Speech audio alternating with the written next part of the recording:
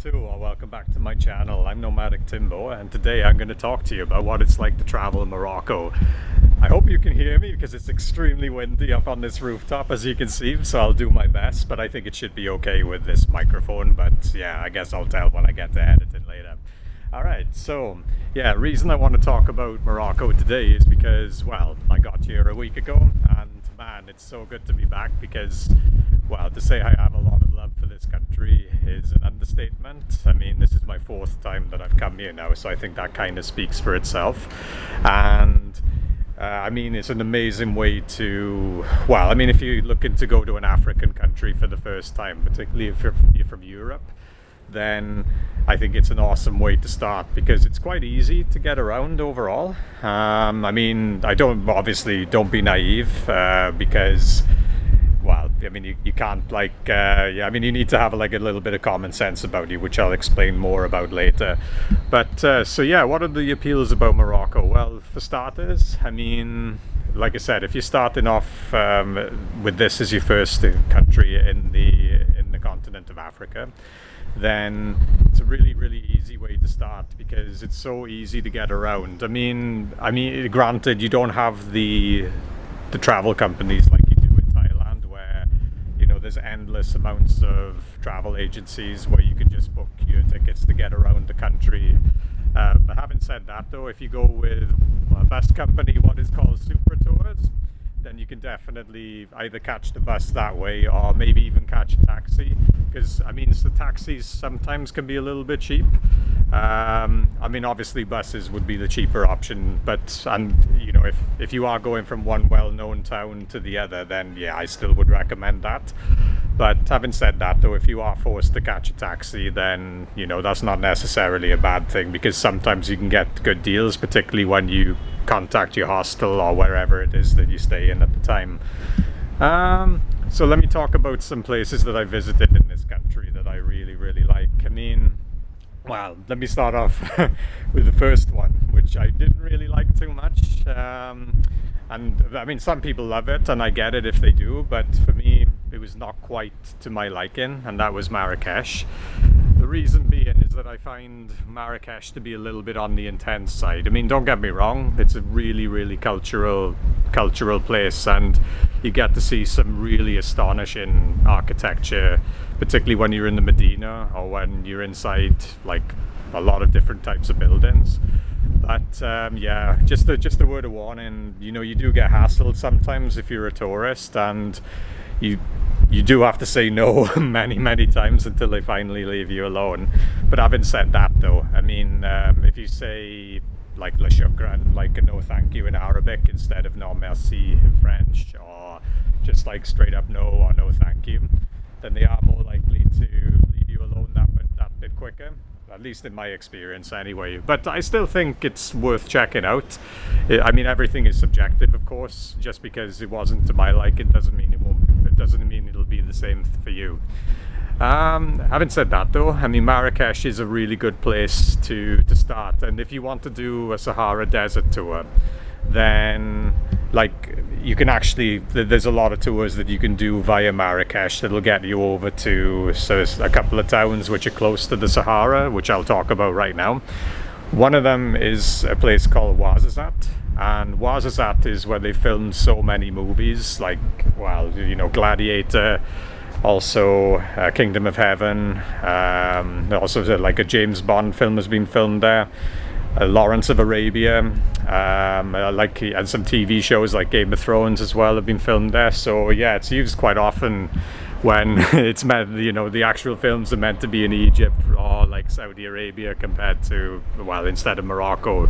So it just goes to show how much of a good place it is. And yeah, there's some, you know, there's like a studio there, and I think you can actually visit it. I haven't done it myself, but maybe I should next time I visit. The other town that's close to the Sahara is called Zagora, and that's the place where me and my friends hung out before we did like a small tour.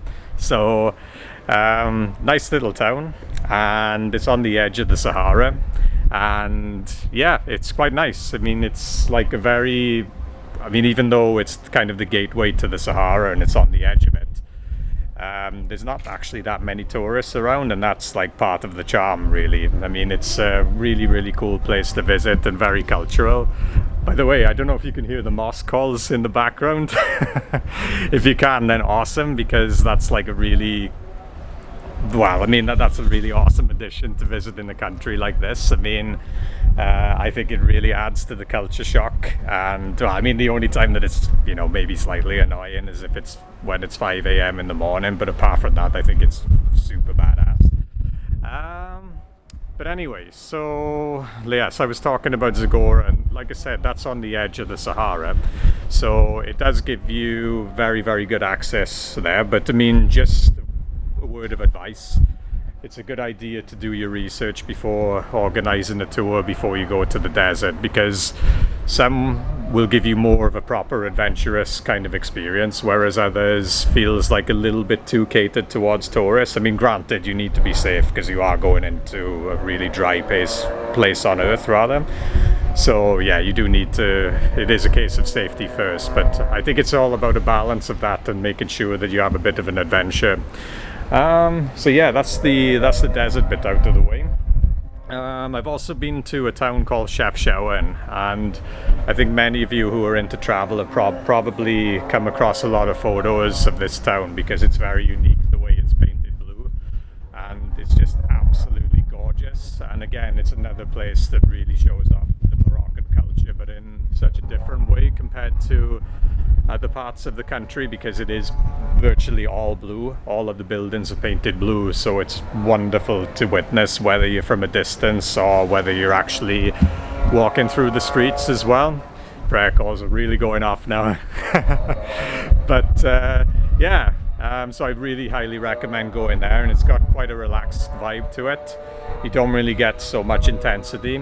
So yeah, check it out. Really, really good place for taking photos as well.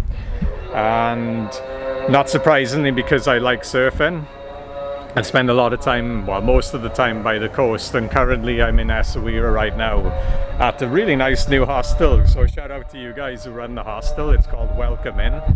So if you do come over to Essaouira and you don't want to stay in the Medina, then it's a really, really nice hostel. Very, very chilled atmosphere, nice owners, so yeah, check it out. But yeah, with Essaouira, this is possibly my favorite place in Morocco I've been to so far, because like Marrakesh and Chefchaouen, it really shows off the culture quite a lot of the country. And Game of Thrones was filmed here, one of the John Wick films was filmed here, so obviously there was a reason for that, right? And yeah, I mean, it's got quite a nice climate as well. It tends to be a bit milder compared to other parts of Morocco. So, and I think the reason for that is because, well, as you can see, it's super windy. So the breeze does tend to cool you down quite a lot, even in the middle of the day, as it is right now. And what I like about it the most, though, is that, like I said, you do get a real cultural kind of vibe, but you don't get the intensity like you do in Marrakesh, for example. So you can walk around, enjoy the culture, and not feel like, I'm not saying that you necessarily need to be on your guard in Marrakesh, but yeah, you just feel you need to use your common sense out a little bit more compared to here. But yeah, so there's a beautiful Medina in Essaouira which you can visit, and on the outside of it is an old Portuguese fort, which again is wonderful for taking photographs and just, well, even just to spend time during the sunset or sunrise or whatever it is that's to your liking. And it's like really, really affordable as well. Quite cheap, the prices over here. It's a bit more expensive compared to when I first came here 8 years ago, but I mean, still more than affordable and highly recommended. And now for the surf parts, there's two places I really like. One of them is called Tagazout. Unfortunately, it is becoming a bit more commercialized now because, well, I mean, secret's out and it's no longer like the small fishing town that it used to be. But yeah, very, very nice waves around that area. Like, I mean, particularly for people who are intermediates, but then it depends on what time of the year you're surfing. But if you want to surf in Morocco, then definitely between September and probably April is the best time, or maybe even May. So that's what I would recommend. But yeah, Tagazout is good, and also inland from Tagazout you got a beautiful place called Paradise Valley, which really has like an oasis kind of look to it. And like when you go there and you jump into the water, again, it depends on what time of the year you go. But if you're there in the summer, it's like going into a bath because it's so warm and just stunning and gorgeous. So that's highly recommended if you want a little bit of a break from the surfing. But my favourite place to surf in Morocco is without a doubt Imswan. And Imswan is just, well, I mean, if you're not surfing there, it's not for you, because there's not really much else to do there apart from that, because it's quite a small isolated fishing town. But if you are into surfing, it doesn't matter what level you are, beginner, intermediate or advanced, it's a lot of fun. And it's actually famous for having, I don't know if it's the longest, but it's certainly one of the longest right-hand waves in the world. And actually, I've heard people ride that particular wave for like over 2 minutes, which is insane. But yeah, it feels like it's a wave machine. It actually feels almost man-made because of how consistent it is. So yeah, awesome place. A little bit more expensive compared to Tagazout and like Agadir. I mean, I know Agadir is a surf spot as well, but I can't really talk too much about that because I haven't experienced it enough to really give proper advice. And there are the Atlas Mountains in Morocco if you want to visit them too. Again, it's not my place to actually tell you what they're like because I haven't experienced them firsthand, but eventually I would like to see them. But I think that kind of highlights that even though you see a lot of cool places and there's a good mix, there's still a hell of a lot more that you can see. Like, I mean, since I've come back to Essaouira, the guys who work here have told me about areas I didn't even hear about in Morocco, and they look stunning. So yeah, there you have it, guys. I thought I'd just share my experience that I've had in Morocco so far. Like I said, fantastic destination. Really, really nice mixture between, like, I'd say the African culture and the Middle Eastern culture, but obviously with more Africa, because after all, we are in the continent of Africa. And yeah, check it out whenever you get the chance, because it's very, very accessible from Europe, whether you fly by plane, because you get very, very cheap flight prices, whether you are flexible or even non-flexible with your flights sometimes, I think. Well, certainly non-flexible. When you are flexible, that's when they are like super cheap. You also have the option as well of going from Andalusia in Spain and crossing the ferry to Tangier. So that doesn't necessarily have to be flying. But I don't know what the prices are for the ferry, but I don't think it's too bad. But having said that, if you are flying, it's definitely not going to cost you an arm and a leg. So there you have it, guys. Yeah. Whenever you get the chance, visit Morocco, and yeah, hope you enjoyed the video, and thank you very much again for watching. Okay, ciao.